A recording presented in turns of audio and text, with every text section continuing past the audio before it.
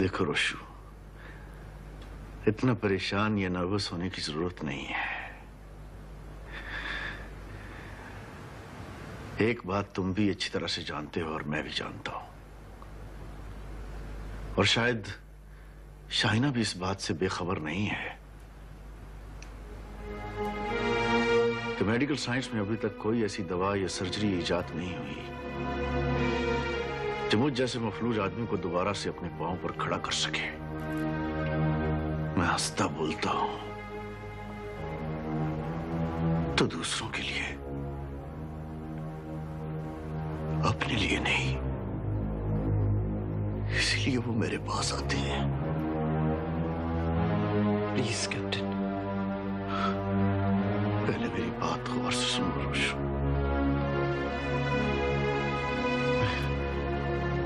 किसी ऐसे आदमी की तलाश में था जो शाहिना को जानता हो, शाहिना जिसे जानती हो, जो शाहिना को चाहता हो, जिसे शाहिना चाहती हो।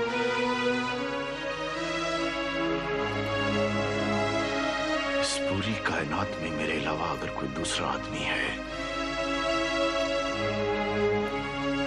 तो वो तुम हो। कोई और मौजूद? प्लीज रोशन, मुझे इंटरप्ट मत करो। जब से मेरा क्रैश हुआ है मैं तुम्हारी तलाश में था। आज बड़ी मुश्किल से ये बात करने का मौका मिला है।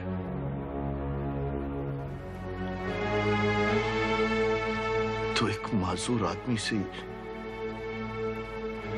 ये मौका मत छीनो रोशू। मेरी बात सुन लो पूरी।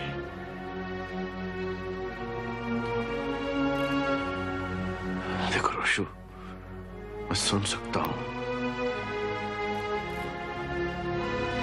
बोल सकता हूं, महसूस कर सकता हूं, देख सकता हूं। मेरे सर के अलावा मेरा पूरा जिस्म डेड हो चुका है। मेरी सांस कैसे आ रही है इस बात पे मैं खुद भी हैरान हूं। इस फिजिकल कंडीशंस के साथ मैं आज भी मर सकता हूं और 20 बरस तक जिंदा भी रह सकता हूं। आप कहना क्या चाहते हैं कैप्टन साहब? तुम समझ जाओ मैं क्या कहना चाहता हूं।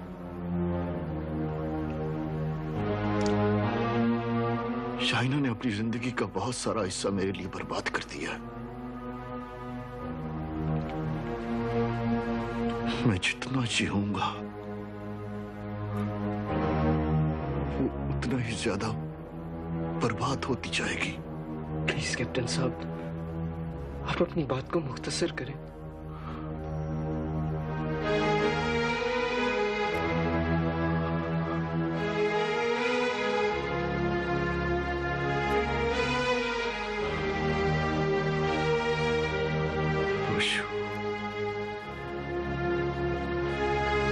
तुम शाहिना से शादी कर लो। हाँ हाँ रोशू, शाहिना को बचा लो। मैं मरने वाला नहीं हूं तो वो मुझे छोड़ के जाने वाली नहीं है। कोई दूसरी औरत होती तो कब की मुझे छोड़ के जा चुकी होती, लेकिन वो ऐसी नहीं है। तुम उससे अच्छी तरह से जानते हो। रोशू वो बर्बाद हो रही है, खुदा के लिए उसे बचा लो।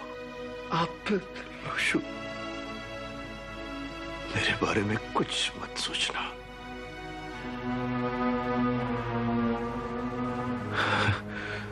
तुमने मेरे गिर्द नर्सों और डॉक्टरों को झुरमुट देखा था।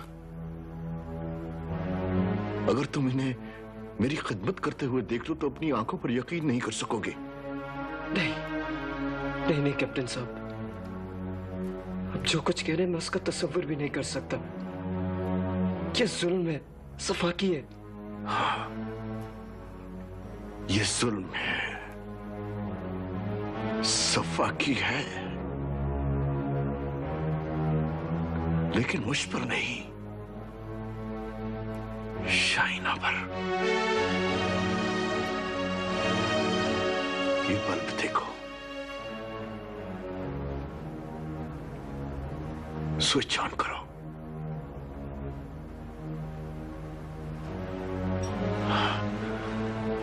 देखा, ये बुझा हुआ था, रोशन हो गया, इसलिए कि इसमें रोशनी थी, करंट था इसके अंदर।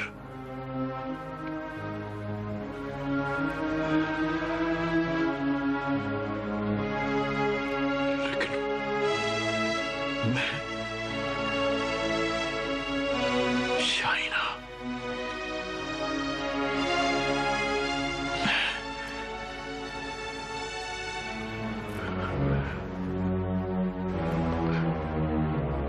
तुम उसे शादी का प्रपोजल देकर तो देखो, मैं उसे तलाक दे दूंगा। ये प्रपोजल सुनकर वो थूक देगी मेरे चेहरे पर कैप्टन साहब। नहीं रोशु,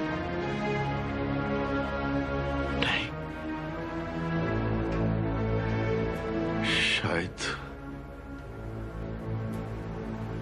शायद वो तुम्हारे होठों की तरफ देख रही हो कि मैं इस प्रपोजल के लिए तुम्हारे होंठ थरथराए।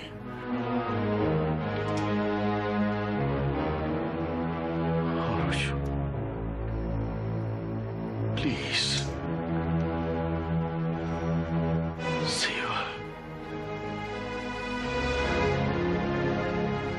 save her life. I beg you, Roshu. I beg you.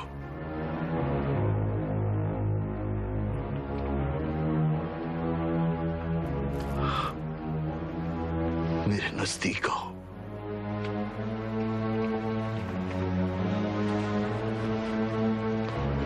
Sir पे हाथ रखो।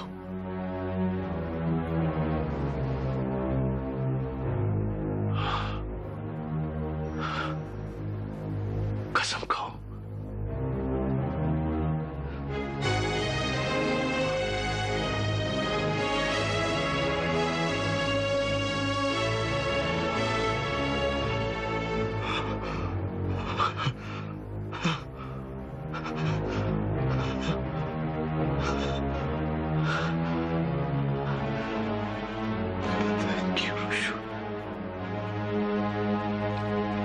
Thank you.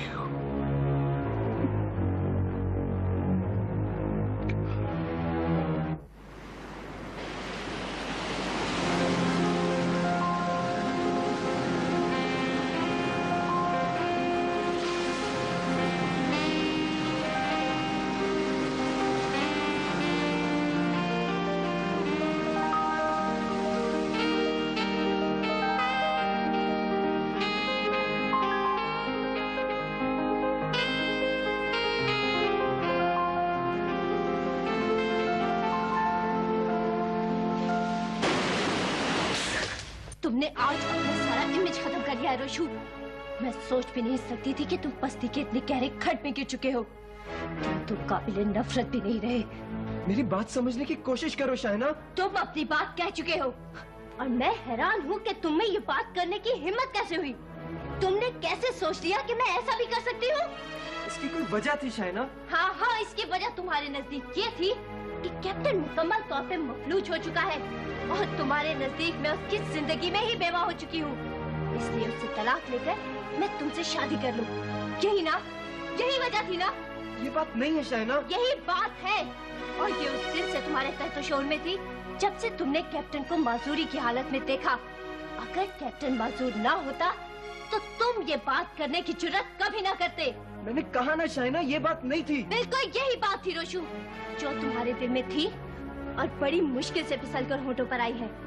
लेकिन तुमने ये बात करते हुए ये क्यों नहीं सोचा ऐसा किसी के साथ भी हो सकता है? अगर मेरे साथ ऐसा हो जाता जैसा कैप्टन के साथ हुआ है और वो मुझे छोड़ के चला जाता तो? जब कैप्टन की जगह तुम होते और ये सलूक मैं तुम्हारे साथ करती जो तुम मुझे करने के लिए कह रहे हो, तो तुम मेरे बारे में क्या सोचते? शाहिना, या मैं होती और तुम मुझे छोड़ देते तो? तुम मुसलसल बोले जा रही हो, ना तो कुछ सुन रही हो ना समझने की कोशिश कर रही हो। मुझे कुछ कहने का मौका तो दो। मैं तुम्हारी बात सुन भी चुकी हूँ और समझ भी चुकी हूँ और आगे कुछ नहीं सुनना चाहती। लेकिन एक बात याद रखो रोशू, अगर तुम्हारी जगह इस वक्त कोई और होता और वो मुझसे ये बात करता तो मैं एक लम्हा इंतजार किए बगैर उसे कहती गेट आउट। मैं जा रहा हूँ शाहिना, लेकिन जाने से पहले तुम्हें मेरी बात सुननी पड़ेगी। मुझसे कैप्टन ने अपने सर पर हाथ रखवाकर कसम ली थी और इल्तिजा की थी कि मैं तुम्हें यह प्रपोजल दूं। मेरी नहीं, कैप्टन की ख्वाहिश थी।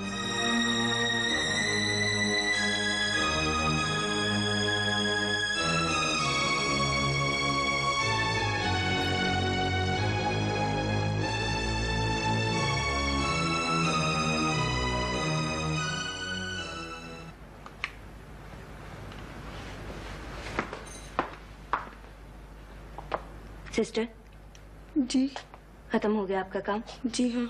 तो प्लीज हमें तन्हा छोड़ दें। ओके। अगर जहमत ना हो तो जाते हुए नो विजिटर की तख्ती लगाती जाएगा। जी बहुत बेहतर।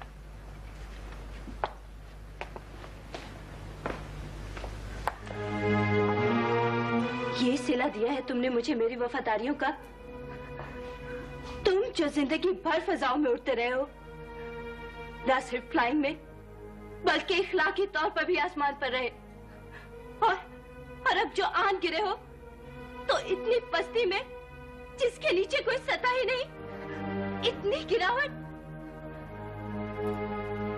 शाहिना, तुम्हारा सिर्फ जहाज ही क्रैश नहीं हुआ महमूद, तुम्हारा इखलाकी स्ट्रक्चर भी क्रैश हो गया है। तुमने रोशू से ये कहा कि वो मुझे शादी का प्रपोजल दे। बोलो, तुमने कहा ये उसे?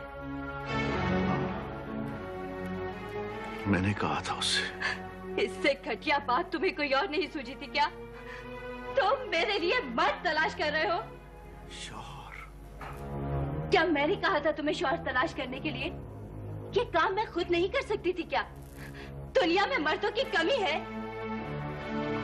प्लीज शाहिना, अगर तुम अपने गुस्से को थोड़ा सा कम करो तो मैं कुछ कहने की कोशिश करूं। कह दो। अगर कुछ और भी कहने के लिए रह गया है तो वो भी कह डालो। कह दो जो कुछ कहना है तुमने। मैं रोशू से कह रहा था और आज तुमसे भी कह रहा हूं, मेडिकल साइंस में अभी तक कोई ऐसी दवा या सर्जरी इजाद नहीं हुई जो मुझ जैसे मफलूज आदमी को दोबारा अपने पांव पर खड़ा कर सके। ये मैं जानती हूँ, मुझे बताने की जरूरत नहीं है।